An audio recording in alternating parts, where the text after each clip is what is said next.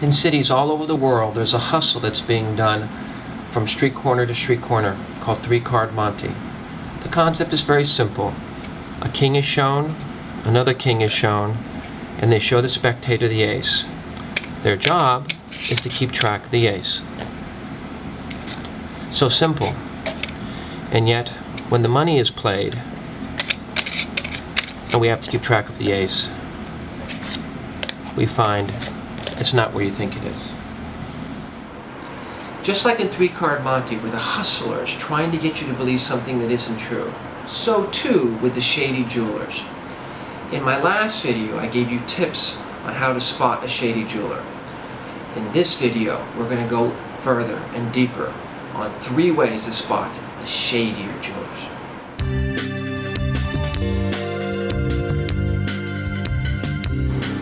The most profitable way to cheat somebody is on settings. You don't see it coming.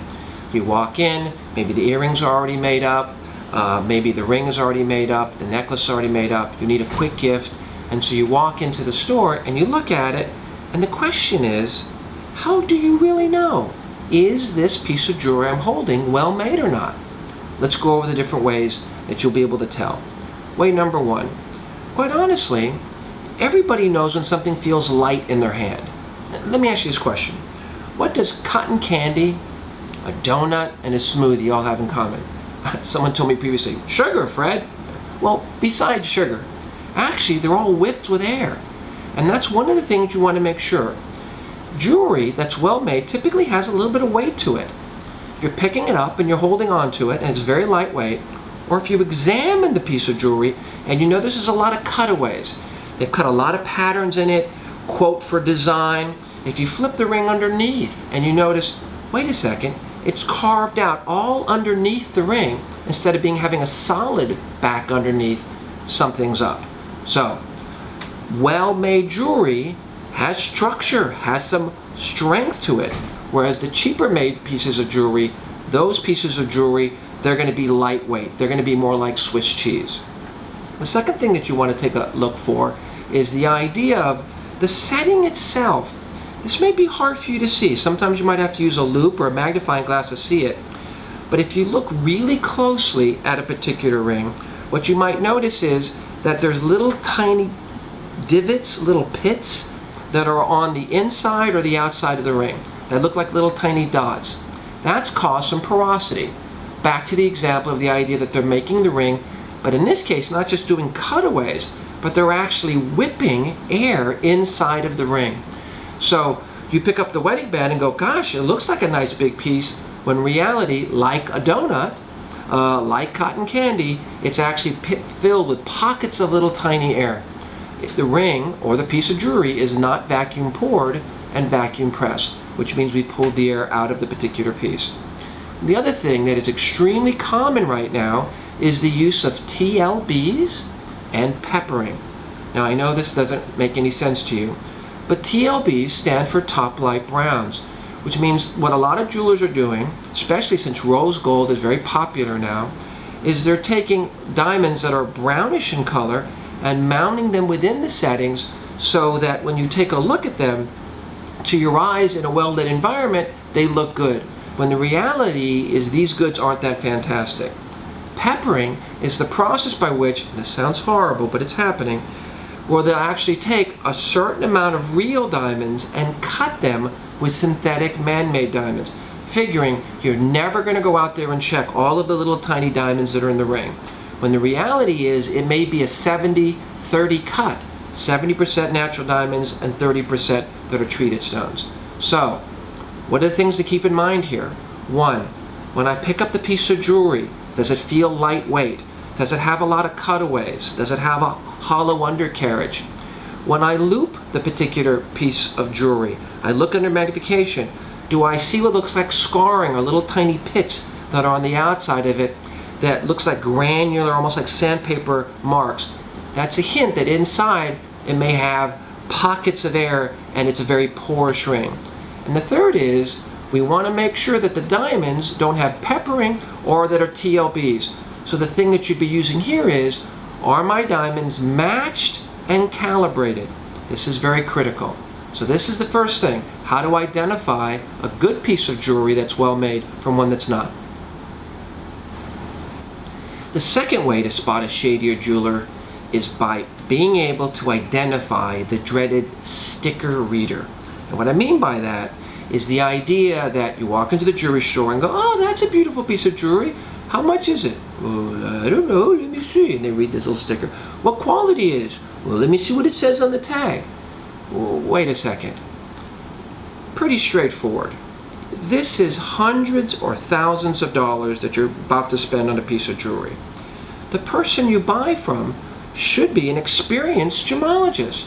If they're not, if they're just a clerk who's reading little stickers and telling you what it says on a little tiny card, well then how do you really know what the hell you're getting? No.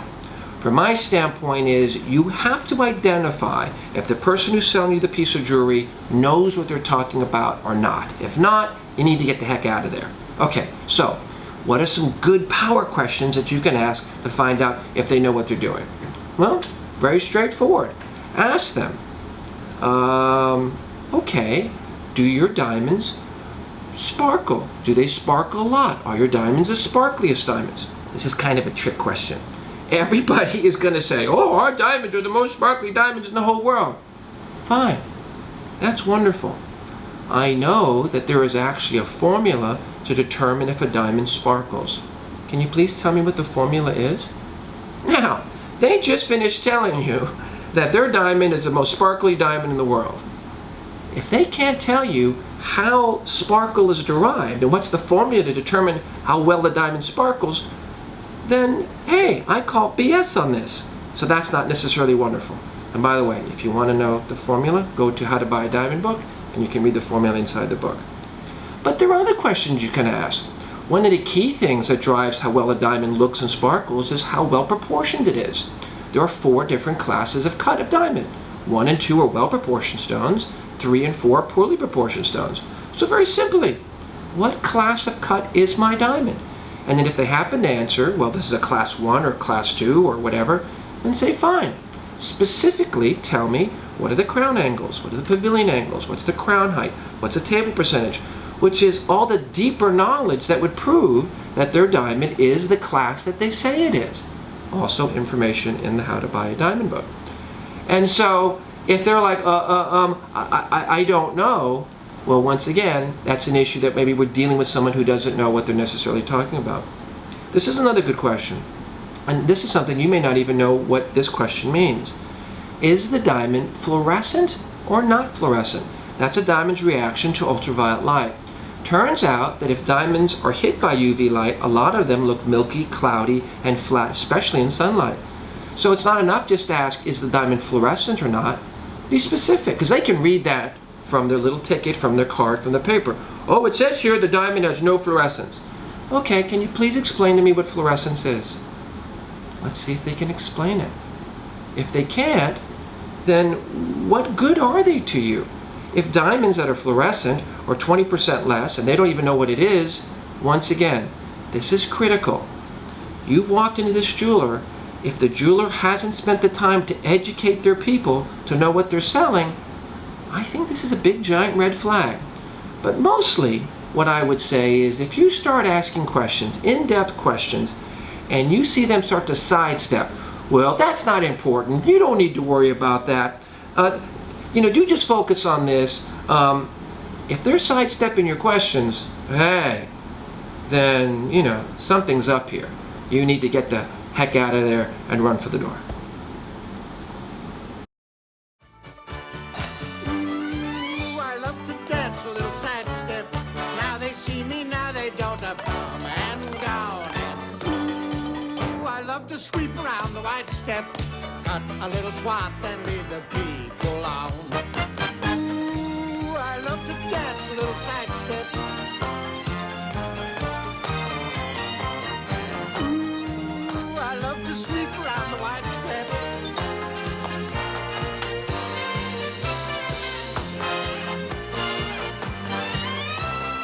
Cut a little swath and lead the people on.